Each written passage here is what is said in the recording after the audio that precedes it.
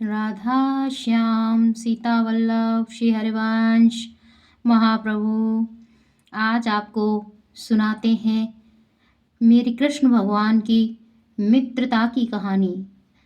एक बार श्री सुदामा जी एक ब्राह्मण वंश में थे और वो अति गरीब थे। उनका एक नियम था कि वो 3 घरों से भिक्षा मांग कर लाया करते थे और वही पाया करते थे। अब जो भी बच जाता था वो पा लेते थे। अति दुखी हो रहे, काफ़ी दिनों से बहुत परेशान थे। कभी 8-8 दिन तक बच्चों को भोजन नहीं मिल पाता था, कभी पत्नी भूखी रहती थी, कभी खुद भूखे रहते थे। किसी की स्वेच्छा होती थी तो 3 घरों से मिल जाता था तो उसे पा लेते थे, अन्यथा 1-1 मास वो भूखे रहा करते थे। तब उनकी पत्नी बोली कि आप अपने मित्र का बड़ा बखान करते हैं कि आपके मित्र द्वारकाधीश हैं, तो कृपा कर आप जाइए और उनसे अपनी सारी परेशानी को बताइए, तो शायद वो हमारी कुछ मदद कर दें। तो सुदामा जी बोले, नहीं, मैं अपने प्रभु को परेशान नहीं करना चाहता। बोले, इसमें परेशानी वाली कौन सी बात है, वो तुम्हारे सखा हैं, वो तुम्हारी समस्या को भी समझेंगे और तुम्हारी मदद भी करेंगे, आप जाइए। तो बोले, अब ये बताओ कि मैं बिना कुछ लिए अपने मित्र के घर कैसे जाऊं? तो बोले, मैं कुछ व्यवस्था करती हूँ। तो सुदामा की पत्नी गई, पड़ोस में से एक मुट्ठी चावल ले आई और एक सूती कपड़े में फाड़ कर उस मुट्ठी भर चावल को रख दिया और कहा, लीजिए, ये कान्हा को दे देना, कान्हा हमारी स्थिति समझ जाएंगे। तब बोले कि ठीक है, तुम इतना कहती हो तो मैं द्वारकाधीश के पास घूम कर आता हूँ।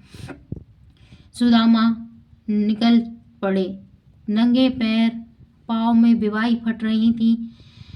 कड़क रास्ते और पत्थर कंकड़ चुभते हुए, हर परेशानी को दूर करते हुए सुदामा श्री कृष्ण गोविंद गोपाल जय जय, राधा रमण श्री नंदलाल जय जय, राधे कृष्णा कृष्णा राधे राधे कृष्णा।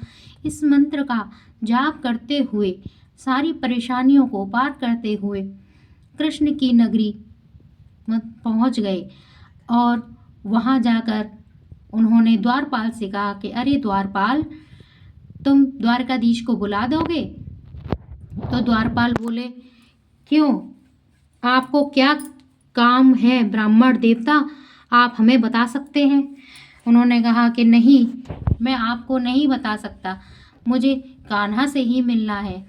बोले, आप कान्हा तो ऐसे कह रहे हैं जैसे कि वो आपके मित्र हों। कि हाँ, कान्हा मेरा सखा है, वो मेरी पीड़ा ज़रूर समझेगा, आप उनको बुलाएं। तो उन्होंने ऊपर से नीचे तक सुदामा का देखा और देखकर बोले कि फटी धोती, न पगड़ी, न तन पे पीताम्बर, ये कैसे मित्र हैं, और जो अपने आप को द्वारकाधीश का मित्र बता रहे हैं। तो वो ठहाके लगाकर आपस में हंसने लगे। उनको बड़ा शर्म आई। सुदामा बोले कि आप एक बार पिला देंगे तो आपकी बड़ी कृपा होगी। तब एक द्वारपाल बोला, ठीक है, मैं आपकी खबर जाकर दे आता हूँ, द्वारकाधीश को उचित लगेगा तो वो आपसे ज़रूर मिलेंगे। और ऐसा कहकर द्वारपाल अंदर जाकर कान्हा को ये सब बताने लगे। तो बोले कान्हा कि अरे द्वारपाल, बोलिए, कैसे आए हैं? तो बोले कि आपके दरवाजे पर एक गरीब ब्राह्मण आया है और वह आपसे मिलने की याचना कर रहा है। तब कान्हा बोले कि ब्राह्मणों, संतों, सन्यासियों के लिए हमारे द्वार कब से बंद होने लगा, ये बताइए, आप उनको मिलने क्यों नहीं लेकर आए? तो बोले, क्या नाम है उनका, क्या वेश है, तुम बता सकते हो? कि नहीं, मुझे तो वो कोई ठगिया लगता है। बोले, ऐसा क्यों कह रहे हो तुम? कि मैं इसलिए बोल रहा हूँ न तन पे है गमछा, न सर पे है पगड़ी, बताता है वो अपना नाम सुदामा, बताता है वो अपना नाम सुदामा। अरे द्वारपालो कन्हैया से कह दो कि दर पे सुदामा गरीब आ गया है। न तन पे है गमछा, न सर पे है पगड़ी, बता दो कन्हैया को नाम है सुदामा। ऐसा विस्तार जब द्वारपाल ने कान्हा से बोला, कान्हा का श्रृंगार चल रहा था, कान्हा की तीनों पटरानियां उनकी श्रृंगार कर रही थीं। तब इतना सुनते ही कान्हा वहाँ से चीखे और भागे। क्या क्या बोल रहे हो तुम? क्या सुदामा आया है? क्या सुदामा मुझसे मिलने आया है? बोले जी वही है। तो कान्हा अपनी सारी सुध बुध भूल के नंगे पांव, कहीं पीतांबर, कहीं मोर मुकुट, और दौड़े जा रहे हैं सुदामा से मिलने के लिए। तब ऐसा दृश्य देखकर द्वारपाल बोला कि ये क्या हो गया है प्रभु जी को। सारी पटरानियां देखने लगी, मगर वो दौड़ते ही जा रहे हैं। उधर बाहर सुदामा इंतजार कर कर के थक गए, और जो बाद बाकी के द्वारपाल थे वह उनकी हंसी उड़ाने लगे। तो वो लौट चले, बोले कि क्या फ़ायदा, द्वारकाधीश की मेरी वजह से और ज़्यादा उपहास उड़े, मैं ये नहीं चाहता। इसलिए वो लौट कर चल दिए। वो थोड़ी ही दूर निकले तो भागते भागते श्री कृष्ण भगवान दरवाजे पर आए और द्वारपालों से बोले कि अरे द्वारपालों, सुदामा कहाँ है? सुदामा, अरे ओ सुदामा। तो द्वारपाल बोले कि वो तो चले गए। कि किधर गए? कि इधर ही की साइड गए। तब वो उठ भागे, उनके नंगे पैर ही भागने लगे। न रथ, न घोड़े, न हाथी, न ही किसी को साथ लिया, और कान्हा दौड़े जा रहे हैं अपने मित्र से मिलने के लिए। और पीछे से आवाज़ लगाई, सुदामा, अरे ओ सुदामा। सुदामा ने लौट कर देखा, हे कृष्ण तुम आ गए, कृष्ण, हे कृष्ण तुम आ गए। और कृष्ण और सुदामा अपनी अपनी आँखों में आंसू भरे एक दूसरे को निहारने लगे। और एक कृष्ण भगवान ने सुदामा को अपने गले से लगा लिया, और दोनों मित्र गले मिलकर बहुत रोए, बहुत रोए।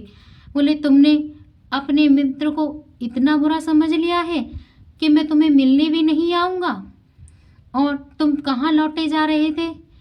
बोले मित्र आपके पास आया था आपसे मिलने, सोचा कहीं आपका उपहास न हो मुझ गरीब से मिलकर, इसलिए आपकी किसी शान में कोई परेशानी न हो, इसलिए मैं लौटा जा रहा था। बोले ये तो आप बहुत गलत कर रहे थे, आओ और आकर द्वारिका चलो। तो कहा सुदामा से, सुदामा और कृष्ण को दोनों ही अंदर आ गए। अंदर आए तो रानियों को आज्ञा दी श्री कृष्ण भगवान ने कि जाइए और मेरे मित्र के लिए सुंदर स्नान की व्यवस्था कीजिए, और उनकी चरण पखारने के लिए जल और पात्र लेकर आइए। तो रानियां गईं और जल लाईं और पात्र लाईं। तब कान्हा ने जब सुदामा की दीन दशा को देखा तो वो बिलख बिलख कर रोने लगे। पैरों में बेवाइयाँ फट रही थीं और खून झलक रहे थे।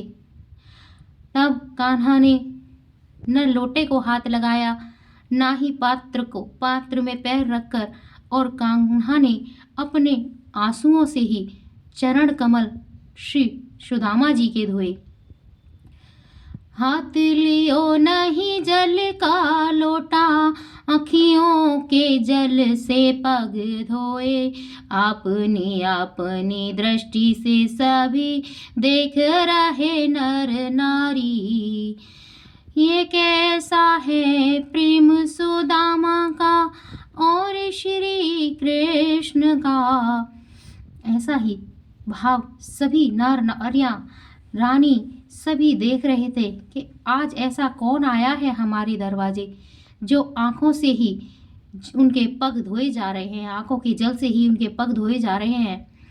तब श्री कृष्ण भगवान ने कहा, ये मेरा मित्र है। अपने आंसू से ही उनके जल को पखार दिया, पहुँचा, उनको चंदन से लगाया गया और सुंदर स्नान कराया गया, सुगंधित फूलों से उनका सम्मान किया गया।